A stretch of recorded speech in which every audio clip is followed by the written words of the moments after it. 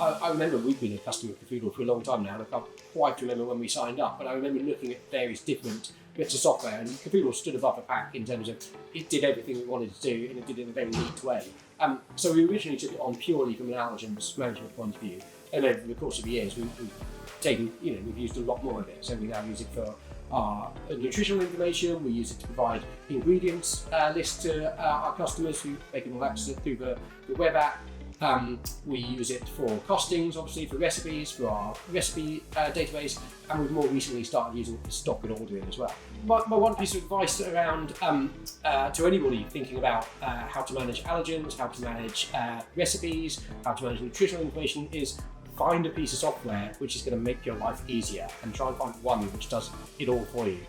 In the past, when we've done things manually, where we've had lots of spreadsheets, where we've had lots of different pieces of software running, it's incredibly difficult to get your head around it all and pull it all together. Kafoodle for us was a game changer, and it pulled it all together in one place. So all of a sudden, everyone can go to one central resource and find out everything they need. And there's not a lot of shopping around. There's lots of different files saved on a OneDrive or a Dropbox. There's not lots of manual inputs. It's all there. It's got brilliant audit trails. You can see when things have been changed, so you can see who's done what and when.